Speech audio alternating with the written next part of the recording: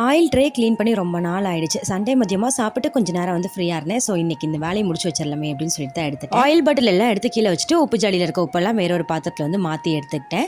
இன்னைக்கு ட்ரே பார்த்தீங்கன்னா நல்லா சோப்பு போட்டு வந்து க்ளீன் பண்ணிட்டேன். எப்போ டிஷ்யூ வச்சு துடைப்பேன், இன்னைக்கு சோப்பு போட்டே வந்து க்ளீன் பண்ணிட்டேன். ரொம்ப பிசு பிசுப்பாக இருக்க மாதிரி இருந்தது. ஆயில் பாட்டில் க்ளீன் பண்ணும்போது கொஞ்சமாக வந்து அரிசி மாவு சேர்த்து ஃபஸ்ட்டு க்ளீன் பண்ணிவிட்டு அதுக்கப்புறமா கொஞ்சமாக ஹாட் வாட்டர் விம் ஜெல் சேர்த்து க்ளீன் பண்ணோன்னா சூப்பராக வந்து க்ளீன் ஆயிரும். கவுண்டர் டாப்பும் அப்படியே ஃபுல்லாகவே வந்து க்ளீன் பண்ணி விட்டுட்டேன். திரும்ப பார்த்தீங்கன்னா நெக்ஸ்ட் டே மார்னிங் தான் வீடியோ எடுக்க ஸ்டார்ட் பண்ணேன். ஆயில் பாட்டில் எல்லாமே நல்லா வந்து காஞ்சிருச்சு. இருந்தாலும் ஒரு வாட்டி காட்டன் கிளாத்தில் நல்லா வந்து தொடச்சிக்கிட்டு அதுக்கப்புறமா ஆயிலெலாம் வந்து ரீஃபில் பண்ணி எடுத்து வச்சுக்கிட்டேன்.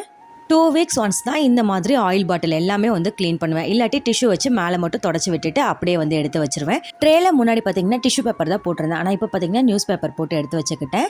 உப்பு ஜாடி எல்லாமே ரீஃபில் பண்ணி எல்லாமே எடுத்து வச்சாச்சு. பக்கத்துலேயே கட்லரி ட்ரேவும் க்ளீன் பண்ணி எடுத்து வச்சிட்டேன். மார்னிங் பிரேக்ஃபாஸ்ட் பார்த்தீங்கன்னா பூரியும் உருளைக்கிழங்கு பச்சை பட்டாணி கேரட் போட்டு குருமா தான் ரெடி பண்ணியிருந்தேன்.